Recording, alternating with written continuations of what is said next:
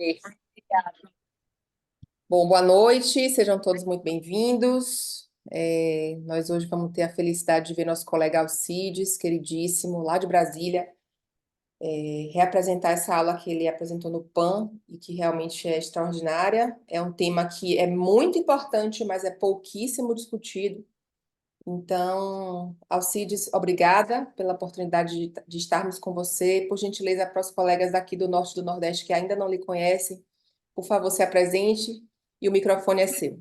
Bem-vindo.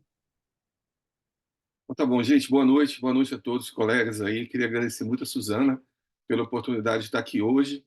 Esse é um assunto que eu gosto bastante, tenho estudado isso há alguns anos já e tenho falado sobre isso. É uma coisa que é uma ideia que surgiu de ver isso no consultório, de ver isso no hospital e de alguns artigos que começaram a aparecer. Depois do Covid apareceram mais sobre esse assunto, mas é uma coisa nova ainda, mas está ficando frequente. E então eu gosto bastante disso. Eu sou cirurgião vascular aqui em Brasília. Eu sou mineiro da cidade de Três Pontas, no sul de Minas, mas moro aqui em Brasília já tem 27 anos, trabalho no hospital de base, e vai ser uma grande honra poder falar com vocês, né? Não existe conflito de interesse com essa apresentação, e a comunicação do diagnóstico de trombose, ela pode ser um grande desafio, e isso vale, muito que eu vou falar aqui, vale para várias doenças difíceis, tanto cirurgia vascular, diagnóstico, quanto qualquer outra doença, né? Com Covid-19, isso ficou mais difícil, porque existe uma associação do Covid com a trombose, ou da trombose com morte, na realidade. Trombose sempre foi uma palavra antes do Covid que assustava muito. A gente que fez ecodoppler, a gente está acostumado a ver a cara do paciente quando você está fazendo um diagnóstico, um exame agudo, você fala para o paciente, doutor, é trombose? Doutor, não é trombose, né? Não, ou é princípio trombose, o paciente tem medo, ele fala princípio, né? Pra achar que não é. Então, assim, quando você fala isso, o paciente muda a cor, o paciente fica quieto, ele fica mais pálido. A gente nota isso quando a gente faz, eu já tinha observado isso bastante tempo. Então, existe, e outra coisa interessante, é que existe uma certa incompatibilidade entre o objetivo do médico e as necessidades do paciente. Nós, muitas vezes, a gente está preocupado com qual remédio terapêutico, qual anticoagulante, qual exame pedir. É lógico, isso é importante para o paciente, mas para o paciente, ele está muito mais preocupado em o que ele tem direito, como é que é a doença, qual o prognóstico, vai para o pulmão, perde perna, não perde perna. Umas coisas que para a gente, às vezes, é tão óbvio, é tão assim, que a gente, de repente, não dá o valor que deveria, né? E esses aspectos emocionais e psicológicos, eles são raramente avaliados nos estudos de trombose. É muito pouca coisa. Você vê que a maioria são estudos quantitativos de drogas, de complicações e de outras coisas, e não são qualitativos. Então, assim, o humanismo é muito importante. Depois do Covid, eu acho que muitos de nós e ficaram mais humanos, talvez a gente viu o sofrimento que foi, e a empatia fundamental, e tudo isso está relacionado até a melhorar uma gestão sua de consultório, até melhorar a questão profissional, né? O Samuel Goldhaber, ele é de Boston, é um médico vascular de Boston, ele já veio no Brasil algumas vezes em congresso, já deu muitas aulas para a Bayer. Em 2009, ele já falava que as emoções aumentam depois de informar o paciente e sua família sobre o diagnóstico de TEV. Em geral, presta-se pouca atenção às questões emocionais. Nesse hospital de Boston, Brigham and Women's Hospital em Boston, minha enfermeira e eu administramos um grupo de apoio ao TEV mensalmente há mais de 15 anos. Isso ele escreveu em 2009. Então, é importante esses grupos de apoio para poder falar, para poder explicar melhor isso, porque a gente não imagina, às vezes, o sofrimento que isso pode acontecer. Esse trabalho de 2018, esse estudo, e foi talvez o estudo que me chamou a atenção, que eu comecei a estudar isso, levantar outros, né? Ele falava sobre consequências psicológicas em 907 pacientes. Então, ele mostrava que tinha 40% dos pacientes com trombose, eles têm um medo diário de ter um novo trombo, de ter uma retrombose. Só 4% desses pacientes não têm medo de ter uma nova trombose. Ou seja, 96% tem medo de ter um novo trombo. Desses pacientes, 25% desenvolvem uma ansiedade e 12% desenvolvem depressão ligados à trombose. E esse sofrimento, o paciente que sofre mais tem uma maior relação quando o paciente tem uma menor informação em saúde, uma baixa adesão à medicação, tromboembolismo mais recente. E se isso foi feito nos Estados Unidos, que talvez deveria ter pacientes latinos mais menos, e dos pacientes latinos aqui no Brasil, será que esse sofrimento ia ser muito maior do que foi lá? Pacientes com depressão pós-TEV têm 2 vezes mais chance de apresentar recorrência. Tem trabalhos mostrando isso. Pacientes mais jovens relataram o impacto maior do TEV em suas vidas, como alto nível de ansiedade, medo, pânico, pesadelo e sintomas de estresse pós-traumático. Pacientes com TEV têm mais ansiedade do que até outras doenças mais importantes, mais graves que o TEV, como infarto agudo do miocárdio, por exemplo. A palavra trombose é assustadora para muita gente. Na Dinamarca, uma amostra de 12 pacientes mais jovens com TEV tinham consequências psicológicas significativas, como ruminação excessiva, medo e ansiedade, incluindo pesadelo, mais do que pacientes mais idosos. Esses pacientes podem apresentar mudanças em atividade física, relação social e a maneira como eles olham para si mesmos e desenvolvem a necessidade de redefinir a vida. Ou seja, um episódio de trombose pode mexer muito com a vida de vários pacientes e mexe, né? Estudos da Escandinávia mostraram que indivíduos com TEV incidental tiveram um risco de 1,4 a 2,3 vezes maior de incapacidade subsequente relacionada ao trabalho. Isso impacta, leva até uma questão financeira também, a questão do TEV. Pacientes adultos do Reino Unido descreveram o TEV como uma mudança de vida traumática, fazendo com que os pacientes vivessem com medo da recorrência, perdessem a noção de quem eram, mudassem a maneira como abordam o futuro, juntamente com a percepção de que os serviços de saúde os decepcionaram. Para muitos pacientes, e fica muito difícil isso daí. E a gente vê isso no consultório, que atende muito a TEV, principalmente TEV agudo, TEV recente, a gente vê isso no consultório. E a gente fica muito técnico, né? De vez em quando é bom a gente ver alguma coisa, escutar alguma coisa, né? Esse médico, Hunter Doherty, que ficou conhecido como Pat Adams, falava: cuidar de uma doença você pode ganhar ou perder. Ao cuidar de uma pessoa, você sempre ganha. A gente, de vez em quando, tem que olhar, tem que escutar umas coisas desse tipo, porque a gente fica muito técnico, até por sobrevivência, né? Até por nossa proteção, mas a gente tem que ver que tem muita coisa além do que a parte técnica, né?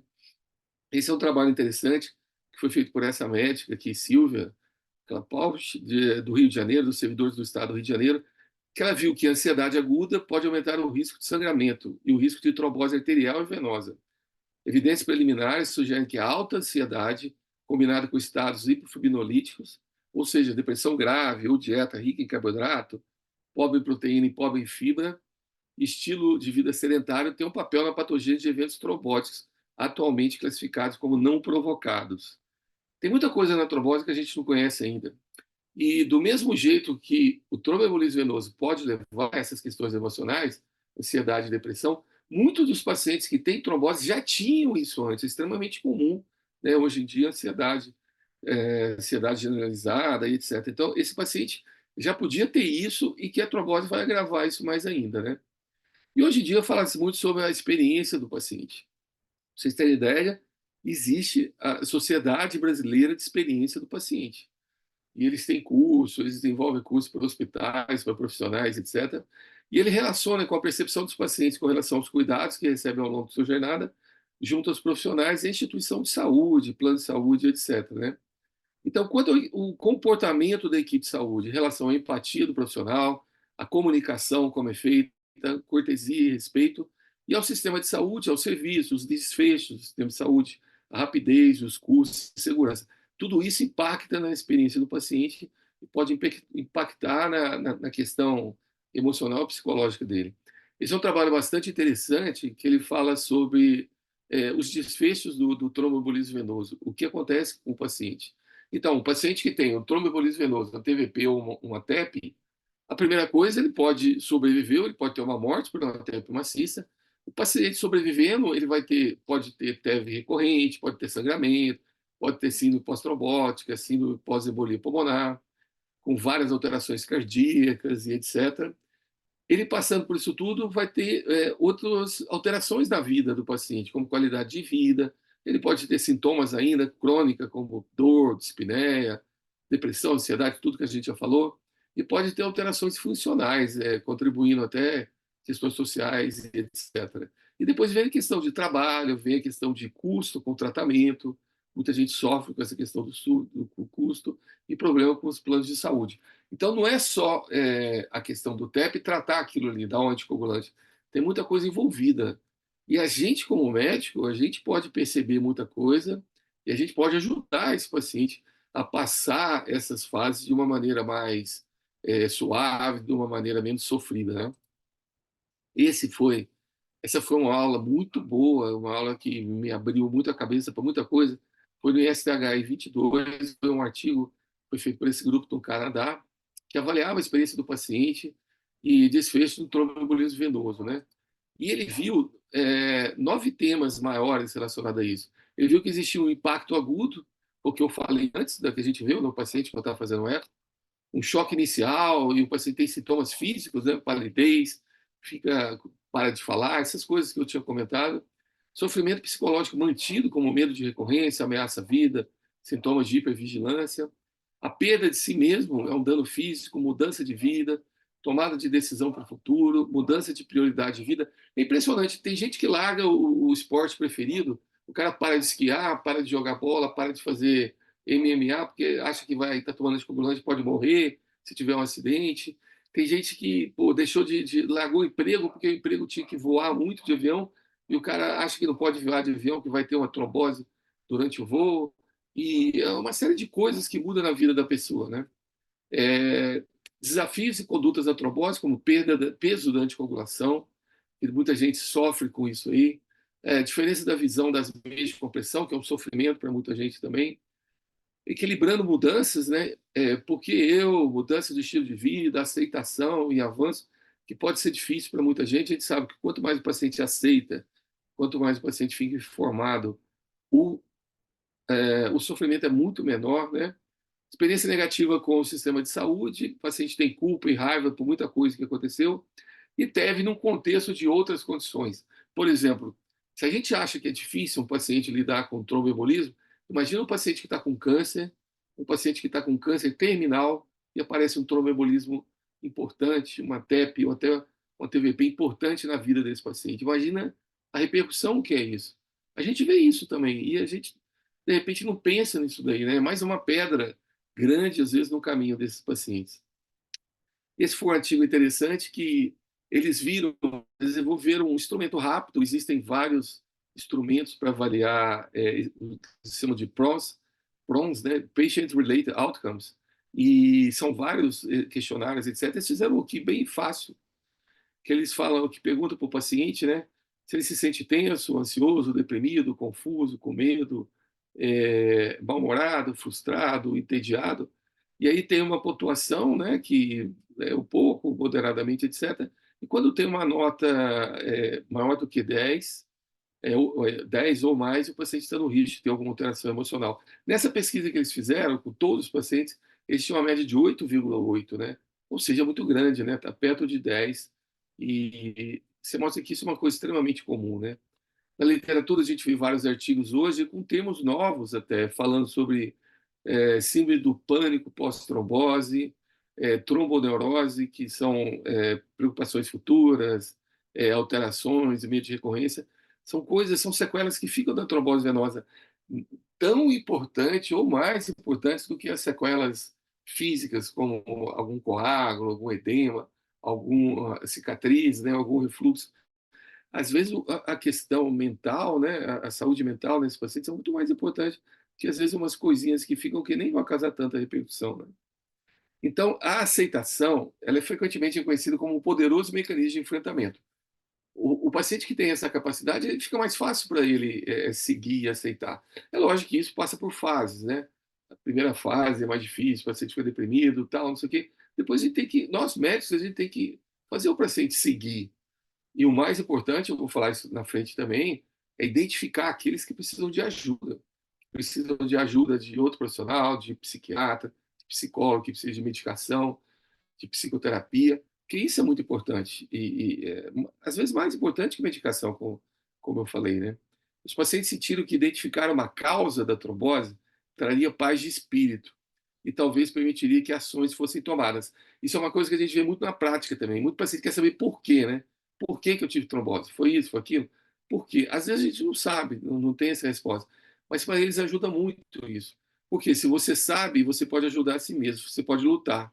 Essa é uma frase de um paciente que teve trombose, né? Então, saber falar sobre causa, essas coisas é muito interessante para eles, né? Eu gosto muito de frases, né? Eu gosto muito de estudar, de ler isso. E eu gosto muito do Ralph Waldo Emerson, filósofo americano de Boston. Ele morreu em 1882. Ele falava que o conhecimento é o antídoto do medo. Isso serve para todo mundo, para a gente que é médico, para o paciente também. Quanto mais a gente sabe, menos medo a gente tem, e o paciente também.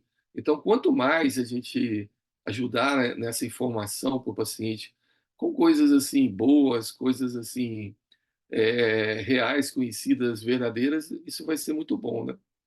Esse outro artigo interessante que fala sobre então, comunicação do diagnóstico de trombose, o impacto da comunicação verbal e não verbal, né?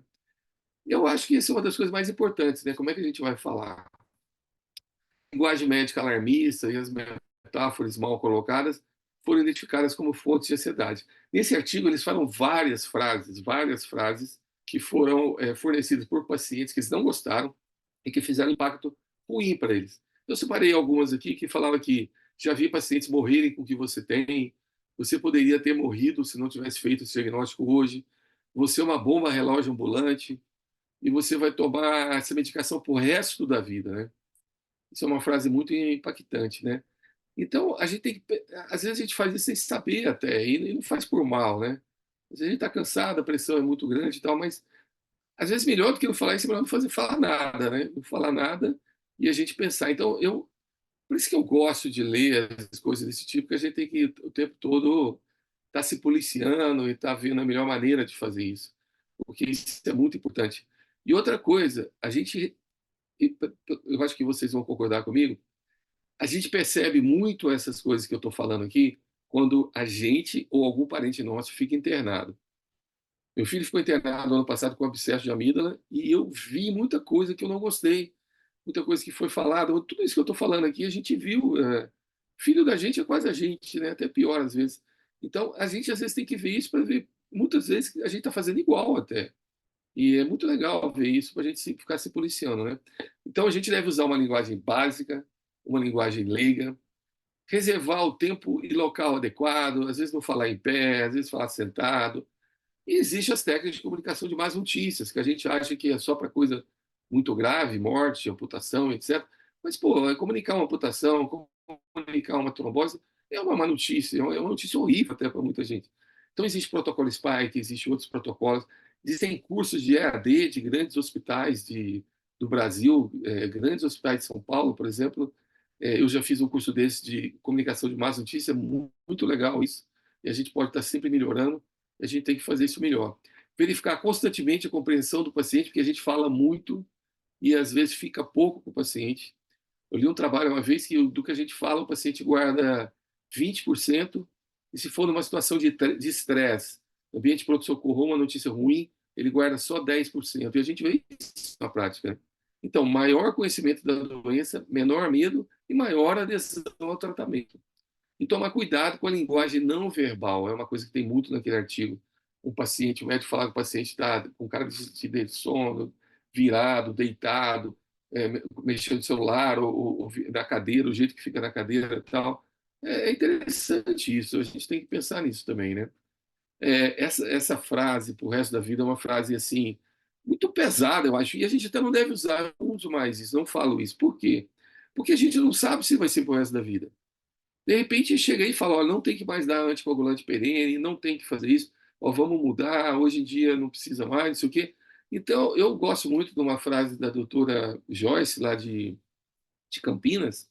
Ela falou isso há muitos anos atrás, em um daqueles eventos do doutor Maffei, do doutor Cirilo, lá no Hospital Santa Catarina, São Paulo, sobre trombose. E eu lembro que eu não esqueci, eu lembro que ela falava assim, que não é legal falar essa frase. É melhor você falar assim, você vai usar esse anticoagulante continuadamente e nós vamos fazer reavaliações anuais. Pronto. Não precisa falar para o resto da vida, é uma coisa que choca muito os pacientes, né? Esse médico escocês falou que o paciente que era um médico educado, alguém que não possui apenas os requisitos conhecimento, habilidade clínica e experiência, mas que seja capaz de avaliar cada paciente como ser humano, que mostre sentimento, que possa entender e ajudar a explicar a doença e o sofrimento. A nossa função não é só prescrever, pedir exame. A gente tem que confortar, a gente tem que, nossa função é muito maior do que isso. E a gente sente isso quando a gente vira paciente ou alguém que a gente gosta, o parente vira também, né? Então tem umas perguntas também importantes para o paciente que a gente pode fazer.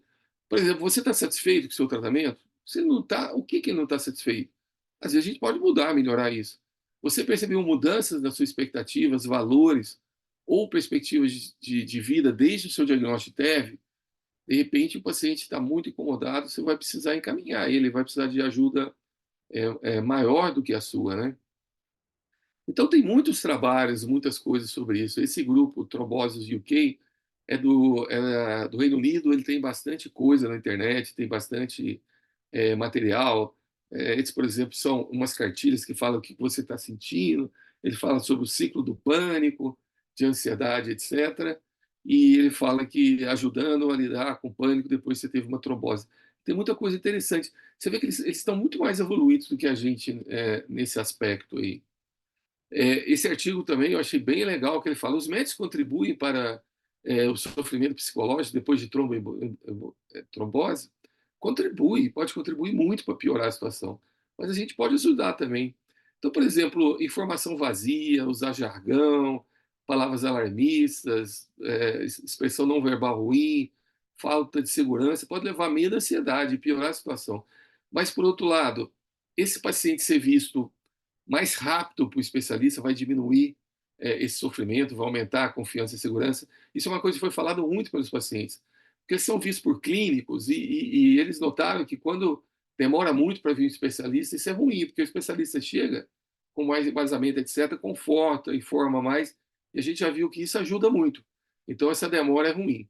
E uma conversação tranquila, no lugar bom, o médico tem que escutar, né? Coisa que a gente não faz bem, né? A gente não escuta pouco, quer falar muito, escuta pouco, e tirar as dúvidas, e também fornecer informações impressas, informações online, é muito importante, né? Esse outro artigo é um artigo recente de 2023, que analisou essa questão em pacientes de 70 anos ou mais. Então, ele viu que a qualidade de vida dos pacientes idosos, acima de 70 anos, depois de um ano de trombose, foi pior, indicando um grande impacto a longo prazo em TEV em idosos.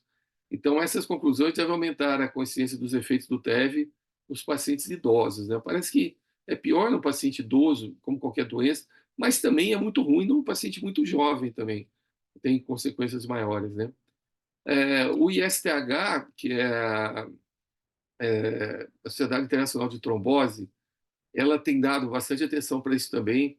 Ela fez o ano passado foi bem legal aqui essa aula sobre visão da trombose e o tratamento da saúde mental. Teve pessoas muito boas, o Alec Coran, que é um oncologista famoso da Cleveland Clinic, que fala muito sobre trombose em câncer, ele tem até o score de Corana, e o Eric de Paulo, que é um colega nosso de Campinas, participou também, uma médica do Canadá, e pacientes também. Então, eles falaram que a experiência com embolismo pulmonar, por exemplo, ele é muito assustador, né? As pacientes sofrem muito com a falta de informação, eles se sentem isolados, e isso tudo promove ansiedade e depressão, né? Então, essa frase aqui é bem legal, né? Que os profissionais de saúde podem fazer melhor. A gente pode fazer melhor. Então, está escutando isso, está escutando essas queixas e essas necessidades, faz a gente pensar em fazer uma medicina melhor, né? Fazer uma questão melhor. Porque eu acho que na medicina a gente tem que estar sempre revendo as nossas coisas e vendo as coisas para a gente estar sempre atualizado e tentar fazer melhor o que a gente já fazia, né? Então ele fala assim, como melhorar isso, como implementar, né? Ele fala que a gente tem que saber da prevalência de depressão e ansiedade nesse paciente. Conforme eu já disse, o paciente já podia estar sofrendo disso, com a trombose vai ficar pior. Fornecer um tratamento adequado para o paciente com anticoagulação.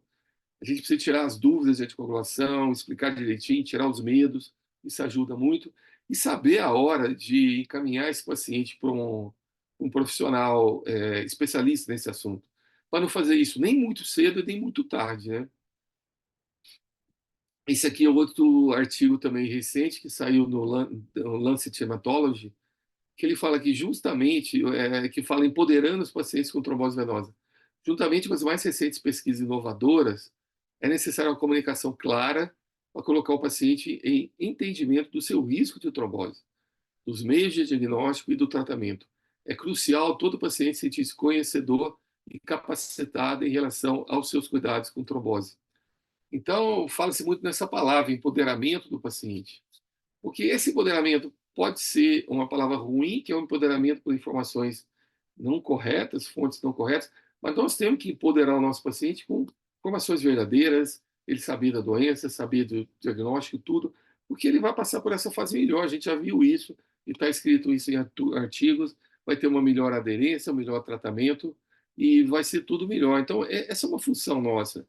Não é só tratar, etc. A gente tem que ensinar, a gente tem que educar. Na realidade, uma das teorias que fala que porque a gente pode ser chamado de doutor é porque Dom João VI, foi uma das coisas que eu li, tem várias teorias sobre isso, fala que o médico não é só tratar de saúde, a gente tem que informar da doença, ensinar a doença. Isso a gente sabe hoje em dia que é muito importante, né? As fontes de informações são muitas, o Dr. Google, etc. E também tem o YouTube. Eu nunca dei, eu aprendi com um paciente meu com trombose que ele falou para mim que ele nunca pesquisa no Google, ele só pesquisa no YouTube. Mas por quê? Não, porque eu acho o YouTube muito melhor. Que o YouTube já tem um vídeo, eu vejo o cara falando, eu escuto no carro e tal. Então não é só o Google, o doutor YouTube também tem até esse canal Doutor Ajuda, tem muita coisa lá. E tem gente que é mais auditivo, né? Tem gente que gosta disso e prefere. E ele falou para mim que ele só pesquisa no YouTube. Inclusive ele chegou lá com várias dúvidas e tal.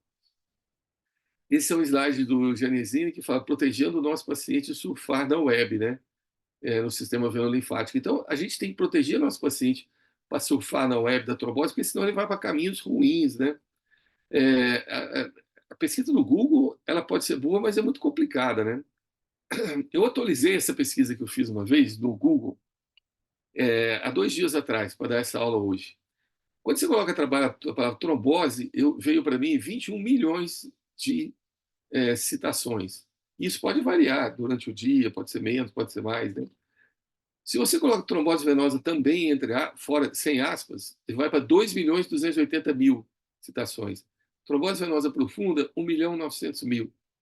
Se você coloca trombose venosa profunda, entre aspas, já cai para 238 mil. O que é muito, mas a chance de ajudar o paciente vai ser muito maior. Só de você falar para o paciente, quer pesquisar? Bota trombose venosa profunda, entre aspas, e aí vai lá e vê, e vamos ver o que, que vai acontecer. Porque a gente sabe que trombose vai para trombose arterial, e trombose arterial vai para putação, vai para aquelas doenças de Dalp, etc. E o cara se perde, e isso é muito, muito frequente. Então não custa nada a gente falar isso ou botar isso em algum papel, né? Esse outro artigo agora é de 2021, é bem interessante, que ele falava sobre avaliação qualitativa das fontes de online de recursos de informação de tromboembolismo pulmonar. Então ele viu que esse recurso online sobre pacientes com EP e TVP gratuitamente tem qualidade variável e de baixa qualidade. Navegar nos recursos de informação encontrados online sobre sua condição de saúde pode ser difícil para os pacientes. Então recomenda-se que os provedores forneçam aos pacientes uma lista de sites sobre esses tópicos para o paciente aprender. Então, eles analisaram até tópico de paciente particular, tópico de indústria, de sociedade. Os de indústrias, eles acharam até um dos melhores, melhor até que o de sociedade. Indústria e sociedade eram os melhores, mas tinham, as qualidades não eram tão boas, né? Uma coisa que também está escrito nos artigos, é uma coisa que eu faço, ó, isso aqui é um pedaço, né? Eu tenho um negócio desse de 3 linhas, que nesse pedaço aqui eu fiz um papel que eu entrego para o paciente, porque a gente fala muito, e aquilo que eu falei, o paciente guarda 10% quando a gente fala sobre trombose aguda para ele, mais ou menos, segundo os artigos, é uma doença ruim, né? Então eu tenho um negócio, são 3 papéis, essa é só a primeira página, que eu pergunto o que é trombose venosa, o que é tromflebite, não sei o quê. Eu botei numa linguagem bem assim, simples, e na segunda página eu falo, eu posso perder a perna, eu posso não sei o quê, o coágulo vai para a cabeça, vai para o pé, essas coisas assim. E isso ajuda muito, porque o paciente pode ver uma vez, pode ver duas, a mulher dele pode ver, a vizinha pode ver, é bem legal isso. Outra coisa, botar algum site de trombose, lá eu tenho alguns sites, botar algum vídeo de como calçar uma meia elástica. Na realidade, isso aqui até é melhor até a gente mandar pelo WhatsApp, porque o paciente pode clicar e entrar. Grupos de apoio são interessantes, existem alguns no Facebook, no Instagram tem grupo de apoio, e o uso de modelo anatômico, que é uma coisa que eu sempre gostei quando eu tinha alguns modelos que a gente ganhava da indústria, mas eu comprei alguns mais recentes, que é feito por um fisioterapeuta lá de Tremembé, em São Paulo. Eu vou mostrar lá para frente. Esse grupo do Egito aqui fez um livrinho falando sobre anticoagulação oral e eles mediram para ver se houve alguma melhora, né? E eles viram que com essa cartilha, a cartilha foi eficaz na melhora da adesão dos pacientes, menor incidência de sangramento e recorrência do trombo entre os pacientes com trombose venosa. Então, como recomendação, eles recomendam, né, uma cartilha de ensino para pacientes com TVP e seus familiares para melhorar a adesão. E esse material deve estar disponível no Departamento de Cirurgia Vascular. A gente tem que fazer mais isso, a gente tem que dar essa informação por escrita. E outra coisa, e a gente tem que pensar o seguinte: tem que ser escrita, ou pode ser online, ou pode ser no WhatsApp, ou pode ser. Olha, tem paciente de todo jeito. Tem paciente que vai gostar de ler, tem paciente que vai gostar de vídeo, tem paciente que vai gostar de receber o e-mail, de receber. A gente tem que fazer de todas as maneiras para tentar pegar todo mundo, né? Isso aqui foi 3 de outubro de 2022. Eu assisti isso aqui, foi uma apresentação ao vivo dessa Justin, que é essa loura aqui, que ela é uma, como é que fala, uma influencer americana bem famosa, e ela teve trombose também, e essa outra pessoa teve trombose, que era uma médica, eles ficaram falando lá no Dia Mundial da Trombose, teve uma repercussão bem grande isso aqui, né? E esse aqui é sobre os modelos anatômicos, o médico explicando para o paciente aqui o que, que ele tem. Eu acho bem legal. O Eliel Guimarães é esse fisioterapeuta, ele faz umas coisas bem interessantes. Esse daqui ele fez a pedido, né? Eu pedi para ele fazer uma veinha normal com as válvulazinhas e uma aqui com coágulo no comecinho. E outra coisa interessante que os artigos falam também, que melhora a informação do paciente e a aceitação, e ele entende mais quando muita gente quando bota na mão, né? Então eu pego esse modelinho, eu dou para o paciente com trombose, olha aqui, eu pego aqui para você ver como é que é e explico tudo direitinho. Tem uns que solta. Eu vi o Eliel já fez um com umas bolinhas. O Ares deve estar assistindo essa aula, pediu um para ele também personalizado, que tem um quadrozinho andando. Ele tem várias coisas bem legais lá que ele faz para cirurgia vascular. E por conta de estar estudando isso tal, e por conta de uma aula lá em Goiânia, do Encontro Goiano, há uns anos atrás, o Frederico, lá de Goiânia, me convidou, eu dei essa aula lá, foi a primeira vez, né? E aí eu falei com a Areza, a gente estudou e fizemos esse editorial no Jornal Vascular Brasileiro, e que foi um editorial que já me deu muito assim, satisfação, porque várias pessoas falaram, muita gente comentou, que é uma coisa que a gente vê, né? Uma coisa que não é muito falado tal, e ficamos muito felizes com esse editorial. Outra coisa foi o que a gente fez para a Revista do Rio. Já nessa aula, eu tive o prazer de ter dois grandes amigos aqui, que é o professor Sebastião Vidigal e o Adilson, lá da Beneficência Portuguesa, também estuda muito a trombose, e o doutor Sebastião foi um mestre para mim na faculdade, porque ele é psiquiatra, e ele foi o primeiro pessoa que falou para mim no primeiro ano, em aula de psicologia médica, sobre escutar paciente, sobre essa relação médico-paciente. Usava filmes na época, 1989, botava os filmes lá. Então, eu tive o prazer dele escrever com a gente esse capítulo, que era uma visão humanizada sobre o tromboembolismo venoso, que a gente entrava um pouquinho mais a fundo disso aí. Então, isso que eu coloquei só para citar também, que existem outros artigos em cirurgia vascular, não só de trombose. Existe o impacto mental da dissecção de aorta. É lógico, ansiedade e depressão pode acontecer em qualquer doença, mas tem uns que são piores, né? A depressão e a ansiedade após dissecção são comuns, 32%. A taxa de depressão é 25,8%, ou seja, um quarto dos pacientes com secção de aorta tem depressão. Aqui fala também abrir a caixa de Pandora, o paciente que tem um aneurisma assintomático e você está acompanhando esse paciente, imagina, você fala para o paciente que você está acompanhando o aneurisma, que ele pode estourar, que você vai começar a crescer, é uma fonte muito grande de ansiedade. Aqui o paciente com dor isquêmica de repouso, que também dá muito problema, e quanto pior a dor, pior isso. Aqui fala o paciente que, imagina, o paciente que fez uma amputação, o que pode acontecer, né? O sofrimento, distúrbios de imagem corporal e etc. Então, não é só na trombose venosa, abordar crenças religiosas, comunicações, suporte psicológico é importante. Então, tem vários artigos sobre isso, com o cirurgião vascular falando, com o psicólogo falando, psiquiatra. É um mundo bem interessante, né?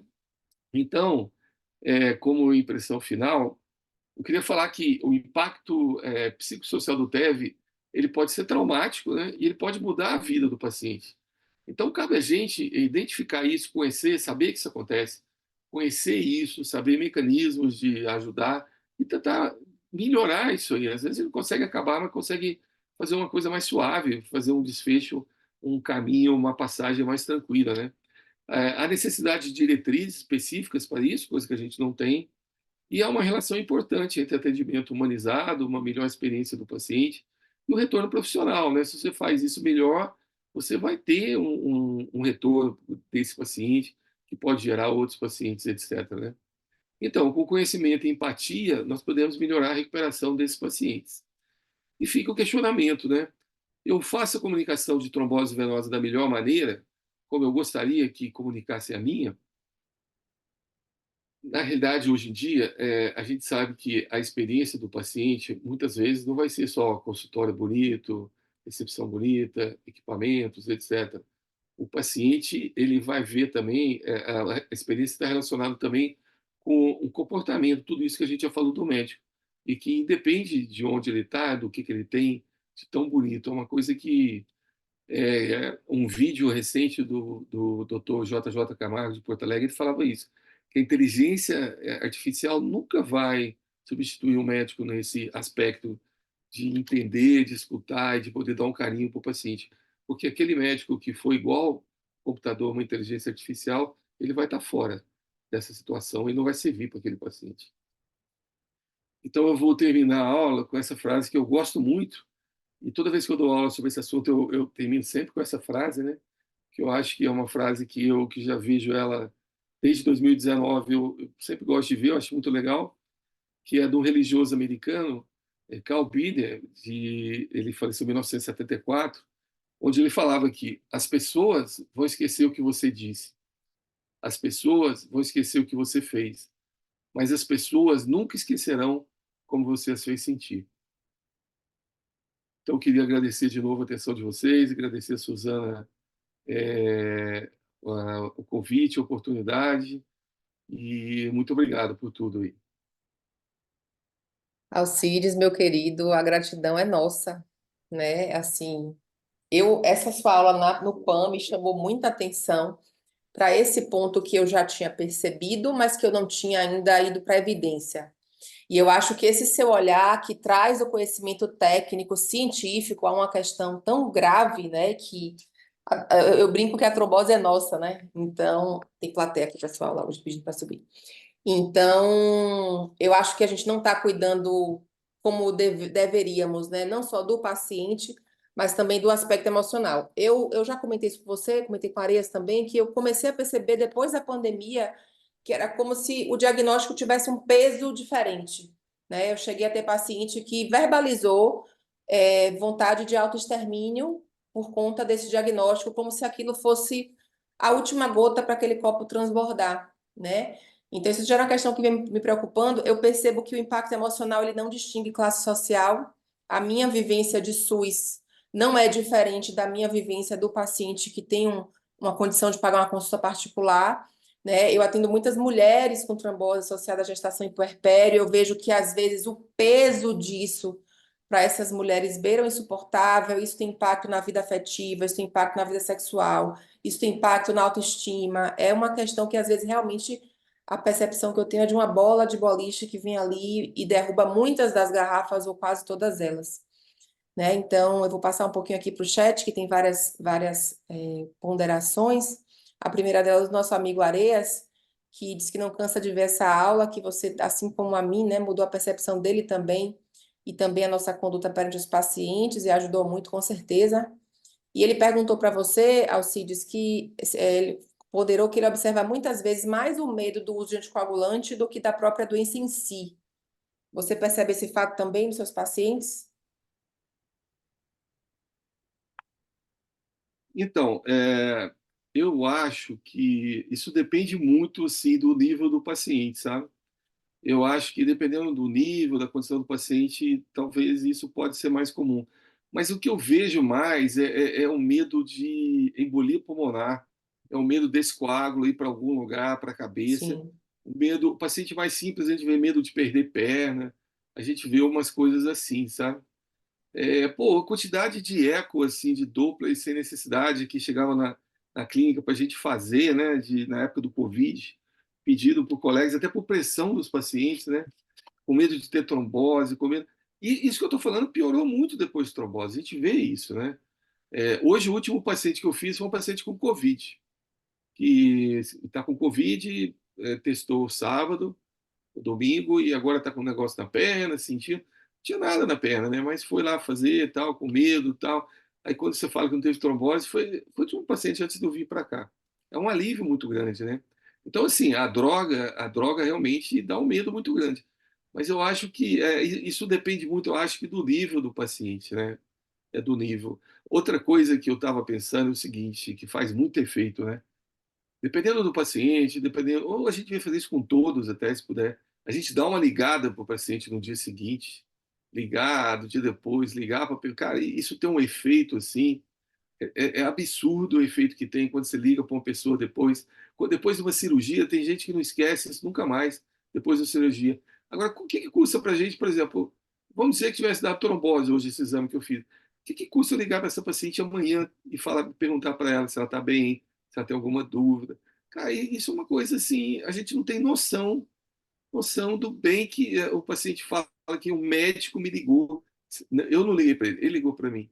E outra coisa que eu percebo também no consultório é o seguinte: normalmente, quando eu pego uma trombose aguda, eu peço para voltar, às vezes, com uma semana, 2 semanas, para me dar uma olhada e ver até para confortar.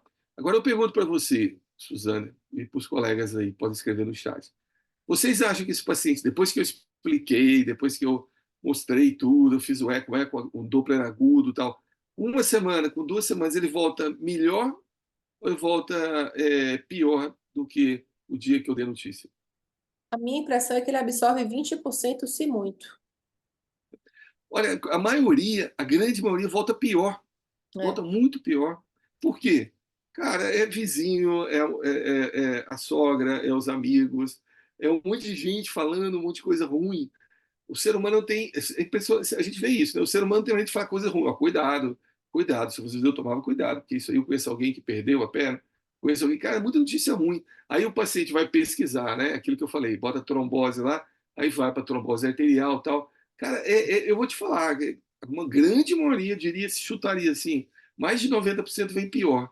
Aí você tem que resgatar tudo e tal. Quando eu comecei a dar o papel, eu dou aquela minha folhinha de trombose, aqueles negócios tudo e tal, eu vi que aquilo melhorou muito, mas não acabou. Ele ainda vem, porque sempre tem alguém falando coisa ruim. E naquela folhinha, eu ainda coloco que vão ter pessoas que vão falar coisas ruins para ele, sabe? Eu botei essa parte lá, que eu acho muito legal isso. É uma boa observação. Ou seja, Aqui é motivo até de, às vezes eu me revolto, quem está aqui me acompanhando no Instagram vê, porque sabe o que eu acho, Alcides? Que os próprios profissionais de saúde fazem desserviço ao paciente. Então, por exemplo classicão, você não pode usar hormônio nenhum. A paciente é, grávida que está usando Clexane, você não pode comer nada verde. Então, eu acho que o próprio sistema de saúde, nós vasculares que somos donos da doença, mas a rede toda de saúde que assiste esse doente precisa de educação, né? Para parar de apavorar é. a pessoa. Porque é justamente a minha percepção é muito parecida com o que você está falando. Eu acho que as pessoas vão enfiando pavores na cabeça do doente. E eu tenho uma quantidade de mulheres jovens com HD pifado, como eu falo, evidentemente, de uma forma brincalhona para diminuir um pouco a carga emocional disso. Mas mulheres que chegam no consultório com a lágrima pingando do queixo, né? Com medo de retrombosar. Tem uma coisa também que eu ia te perguntar para você, para a Areza e para quem mais quiser se manifestar, né? Eu percebo que a ansiedade com o RNI das pacientes que usam varfarina piorou demais. Sabe? Eu tenho paciente que às vezes eu peço RNI antes do tempo padrão, tempo necessário, para ela se acalmar de que ela realmente está protegida. Vocês têm visto isso? Olha, antes disso, eu queria te falar uma coisa aqui. No Congresso Brasileiro aqui em Brasília, né, em 2022, nós fizemos uma homenagem especial para o Dr. André Malavasi, nosso Eu amigo lá de vi. São Paulo, ginecologista e obstetra, porque o André, ele fez uma contribuição assim enorme para a cirurgia vascular, para os pacientes vasculares do Brasil. Porque o André, nas aulas dele, de aquela história de que Pô, eu saí da residência falando que, ó, você teve trombose, nunca mais você vai poder usar hormônio. Eu vou até botar isso na minha próxima aula lá do hormônio, que você nunca mais pode usar hormônio. Então, isso na verdade, isso é mentira. A gente está dando uma informação errada. Que prejudica a Agora, paciente, né? eu aprendi errado, não atualizei. O André não, ele veio com atualização, com dados, com tudo, ensinando isso. E outra coisa é aquela questão que o André fala de não suspender o anticoncepcional para operar. Não suspenda o anticoncepcional, mantenha o anticoncepcional, bote um ponto a mais na escala de Caprini lá, faça a sua profilaxia e pronto. Porque se você suspender um mês depois e um mês antes, igual está nos nossos livros de cirurgia vascular, você vai aumentar a chance de ter uma trombose depois. Então, assim, o André não está aqui, mas vou mandar um abraço para ele. Eu aprendi muito com ele, ele mudou as minhas condutas. Eu já devo ter assistido mais 100 aulas deles. Eu sempre aprendo que ele é um cara que fez diferença, assim. E eu acho que nós precisamos de muitas pessoas assim fazendo diferença na nossa vida, é assim que a gente vai mudando.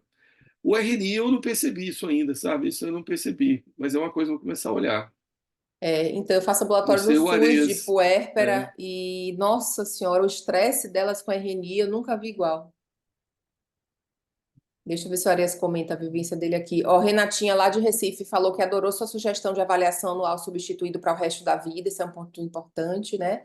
Monique ponderou que a gente avançou muito nos aspectos técnicos, mas que precisamos evoluir muito nos aspectos humanos e que suas reflexões foram, como sempre, excelentes. Muito obrigada por estar com a gente aqui. O Felipe, eu não sei de onde é que o Felipe é, mas ele fala que na região dele o maior medo é a amputação. Que quando ele fala em trombose, que o pessoal já associa a amputação e que a primeira coisa que ele fala para o paciente quando chega é fique tranquilo, esse tipo de trombose não leva a amputação. E que, em geral, ele vê o alívio do paciente na expressão, né? Monique novamente pondera que alguns especialistas em educação e saúde são muito incisivos, Alcides, na ideia de que a informação tem que ser culturalmente adequada para o seu público e que isso muda com local de moradia, nível de educação e experiências prévias. Olha que interessante, né? Sérgio lá do Rio dando parabéns, a Maria do Rio também, a Luciana daqui de Salvador dizendo que sua aula está maravilhosa, parabéns. Luciana é uma colega muito querida aqui do Hospital de Câncer. Solange, lá de Recife, também, humanização na abordagem médica modifica todo o tratamento e prognóstico, parabéns, muito obrigada, Solange. Neuza também, Neuza Maria Furlan. Murilo, né, nosso querido Murilo aqui de Salvador, parabéns pela aula, muito obrigada por nos dar a oportunidade de parar para pensar sobre isso. Perfeito. Murilo, você chegou no cerne da questão.